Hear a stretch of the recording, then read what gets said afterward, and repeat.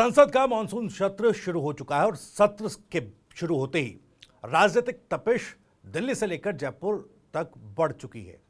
आखिर मानसून सत्र ने जयपुर का सियासी पारा हाई क्यों कर दिया है, ये आपको इस वीडियो में बताएंगे। इसके अलावा सबसे पहले जानते हैं कि आज के सवाल क्या है। पहला सवाल है, दिल्ली कूच से पहले हनुमान बेनीवाल ने क्या बड़ा दांव चल दिया है। दरअसल एसआई भर्ती रद्द करने की मांग और आरपीएससी के पुनर्गठन को लेकर जयपुर में धरना दे रहे बेनीवाल ने कहा था कि अब दिल्ली में आंदोलन होगा, लेकिन इससे पहले उन्होंने एक बड़ा दांव चल दिया है। बड़ा दांव क्या है, ये भी आपको बताएंगे। दूसरा सवाल यह है कि संसद में गूंजेगा एसआई भर्ती का सवाल, क्या पड़ेगा प्रभाव। अब संसद में जब एसआई मुद्दे की गूंज उठेगी तो इसका असर सियासत पर कैसा होगा और किस तरीके से सियासतदानों पर असर डालेगा, ये भी आपको इस वीडियो में बताएंगे। तीसरा सवाल यह है कि बेनीवाल शुरू कर रहे हैं क्या रिवर्स इन्वर्जन, और ये रिवर्स इन्वर्जन आखिर है क्या।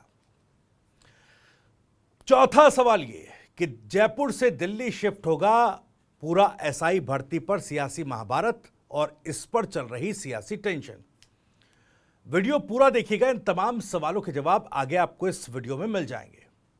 लेकिन वीडियो में आगे बढ़े उससे पहले आपको बता दें, राजस्थान की राजनीति, उसके सटीक विश्लेषण और अंदर की खबरें दिखाने वाला स्पेशल शो इनसाइड स्टोरी के साथ मैं हूं भविष्य त्यागी। राजस्थान की 2021 की एसआई भर्ती अब एक केवल भर्ती विवाद नहीं बल्कि एक राजनीतिक हथियार जो है वो बन चुका है। नागौर से सांसद और राष्ट्रीय लोकतांत्रिक पार्टी के संयोजक हनुमान बेनीवाल जिस तरह से इस मुद्दे को सड़क से संसद तक पहुंचा रहे हैं, उससे साफ है अब यह मामला केवल युवाओं के अधिकारों, उनके हक तक की लड़ाई तक सीमित नहीं रहा, बल्कि मौजूदा राजस्थान सरकार और केंद्र सरकार, दोनों सरकारों की सियासी परीक्षा बन चुका है। हनुमान बेनीवाल ने एसआई भर्ती मामले को लेकर जो आक्रामक रुख अपनाया है वो सीधे तौर पर राजस्थान की बीजेपी सरकार को असहज कर रहा है। विधानसभा चुनाव के वादों, पेपर लीक के घोटालों और आरपीएससी की कार्यप्रणाली पर अब सवाल केवल जयपुर में नहीं पूछे जा रहे, अब नई दिल्ली के संसद भवन में भी ये सवाल गूंजने वाले हैं। एक तो सिंगल मेंबर पार्टी जो हम लोग जिससे आते हैं, एक सिंगल मेंबर पार्टी को महत्वपूर्ण मामलों पे आप समय दें, उनका सम्मान करें और हमारा जो राइट है वो हमें आप लास्ट समय पे सिंगल मेंबर पार्टी और जो 2 मेंबर होते हैं उनको, छोटी पार्टियों को आप समय नहीं देते। दूसरा, सांसदों की जो महत्वता वो कैसे बढ़े। दिशा तो आपने बना दी, लेकिन दिशा की पालना कहाँ हो रही है, तो इसके लिए एक कानून बने। और तीसरा, ये जो पेपर लीक की घटनाएं देश के अंदर हो रही है, बिहार, बंगाल से लेकर राजस्थान पेपर लीक के अंदर सबसे बड़ा राज्य बन गया। और 23 में जब राजस्थान में चुनाव थे तो प्रधानमंत्री, गृह मंत्री और नड्डा जी स्वयं हमने याद दिलाया कि आप भी गए थे और आपने कहा था कि एसआई भर्ती को रद्द करेंगे जो पिछली सरकार के समय हुई थी, आरपीएससी का पुनर्गठन करेंगे, जो 3-3, 2-2 मेंबर जेल के अंदर है, उसके चेयरमैन जेल के अंदर रहे, तो जो अंगुली आरपीएससी फूटी उसको हम भंग करके नया पुनर्गठन करेंगे। सरकार को आए 2.25 साल हो गए, 90 दिन से राजस्थान का नौजवान सड़कों पे, तो पेपर लीक की घटनाओं पे चर्चा हाउस के अंदर आप कराए। देश के साथ राजस्थान की राज्य का हिस्सा बताकर आप टाल नहीं सकते। दूसरा, नशा जो बढ़ रहा है, ऑनलाइन गेमिंग बढ़ रही है और बेरोजगारी, किसान, आपदा के नए नियम बदलें।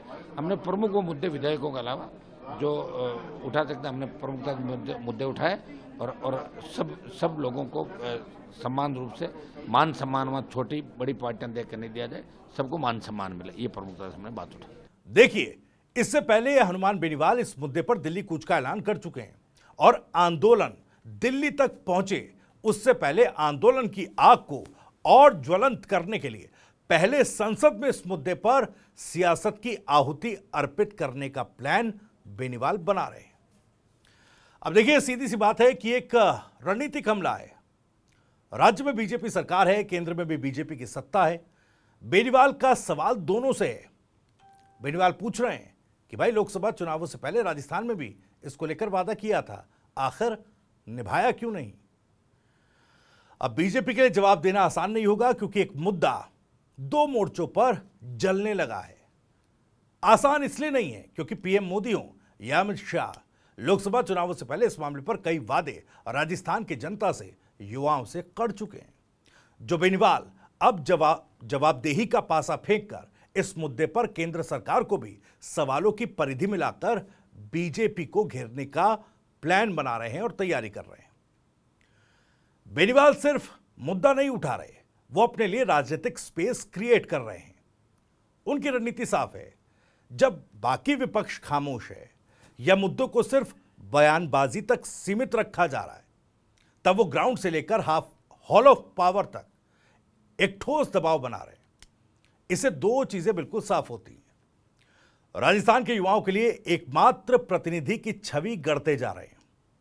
बीजेपी और कांग्रेस दोनों के लिए अघोषित चुनौती उन्होंने पेश कर दी है। अब देखिए, राजस्थान की सरकार पर वो लगातार हमलावर हैं। पेपर लीक पर जीरो टॉलरेंस का वादा कर सत्ता में आई बीजेपी सरकार के खिलाफ अब उन्हीं युवाओं का गुस्सा सामने लाने की कोशिश वो कर रहे हैं। मुख्यमंत्री से लेकर शिक्षा मंत्री तक किसी ने एसआई भर्ती को एक तरीके से इस मामले पर सरकार में रद्द करने को लेकर प्राथमिकता नहीं दी, बल्कि हाईकोर्ट में भी जो मामला चल रहा है उसमें सरकार का स्पष्ट रवैया पहले सामने नहीं आया। लेकिन जब कोर्ट ने सख्ती से पूछा, उसके बाद सरकार ने कहा कि हम इस भर्ती को रद्द नहीं कर सकते, ऐसा करते हैं तो ये अभी जल्दबाजी होगी क्योंकि अभी जांच के दायरे में। खैर, बेनीवाल यही आरोप लेकर युवाओं के साथ मैदान में उतरे हुए हैं। केंद्र सरकार को भी कटघरे में खड़ा कर रहे हैं। प्रधानमंत्री मोदी, अमित शाह और जेपी नड्डा के 2023 या उसके बाद के लोकसभा चुनावों से पहले जो चुनावी भाषणों में किए गए वादों को वो याद दिला रहे हैं कि देखिए, चुनावों से पहले चाहे प्रधानमंत्री मोदी हो, अमित शाह हो या जेपी नड्डा हो, उन्होंने किस तरह के वादे एसआई भर्ती को लेकर किए थे, युवाओं के रोजगार से लेकर किए थे। अब यह बहस केंद्रीय जवाबदेही तक पहुंच गई है और यह बीजेपी को अनकंफर्टेबल करता है। उधर खीवसर उपचुनाव की हार के बाद देखिए, राजनीतिक तौर पर भी इस पूरे मामले को देखना होगा। खीवसर उपचुनाव की हार के बाद हनुमान बेनीवाल की एक नई चाल है, एक नया दांव है, एक नई रणनीति है।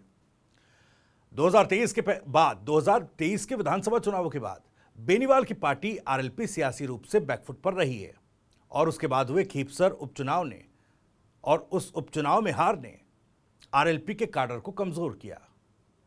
विधानसभा में आरएलपी की सीटें शून्य हो गई। बीजेपी ने उनके परंपरागत वोट बैंक में सेंधमारी की थी। लेकिन अब एसआई भर्ती और युवाओं की आवाज के जरिए बेनीवाल एक रिवर्स इन्वर्जन शुरू कर रहे हैं। जो युवा कांग्रेस से नाराज होकर बीजेपी की ओर गया था, वह अब खुद को ठगा महसूस कर रहा है। हनुमान बेनीवाल उसी नाराजगी को नेतृत्व के वैक्यूम से जोड़कर भरना चाहते हैं।